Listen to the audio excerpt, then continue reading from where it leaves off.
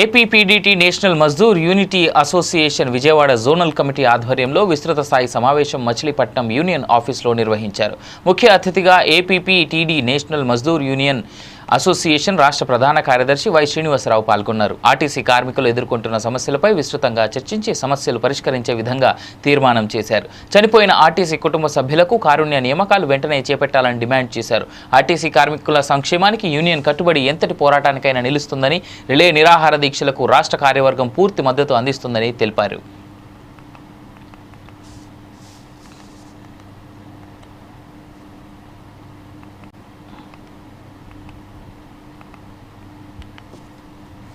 ఈరోజు మచిలీపట్నంలో zone 2 Vijayawada zone సంబంధించినటువంటి కీలకమైన నాయకులు, depot president secretary, garage president సెక్రటరీలు, జోనల్ కమిటీ, రాష్ట్ర కమిటీ నాయకుల సమావేశం ఏర్పాటు చేయడం జరిగింది.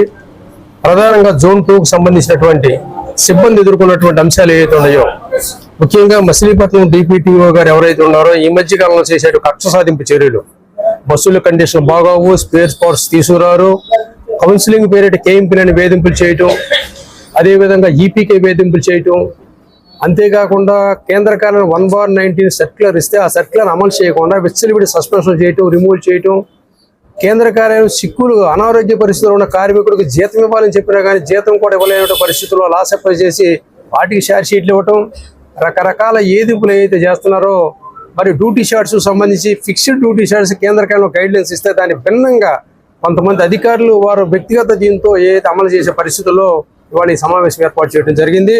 ఈ సమావేశంలో చర్చించి ఇక్కడ ఉద్యమం తీవ్రతరం అవ్వకుండా సిబ్బంది సమస్యలు డిపిటిఓ గారు మచిలీపట్నం దృష్టికి, కృష్ణా జిల్లా దృష్టికి ఏదైతే తీసుకురావడం జరిగిందో వాటిని తక్షణం పరిష్కారం చేయాలని రాష్ట్ర కమిటీ విజ్ఞప్తి చేస్తున్నాం. ముఖ్యంగా ఇవాళ రాష్ట్ర ప్రభుత్వాన్ని మేము కోరుకునేది, ఇవాళ దాదాపు గత చాలా కాలం నుంచి కొత్త బస్సులు కొనుగోలు జరగలేదు. ఇవాళ కొత్త బస్సులు కొనుగోలు జరగాలి, డ్రైవర్ కండక్టర్ రిక్రూట్మెంట్ కావాలి.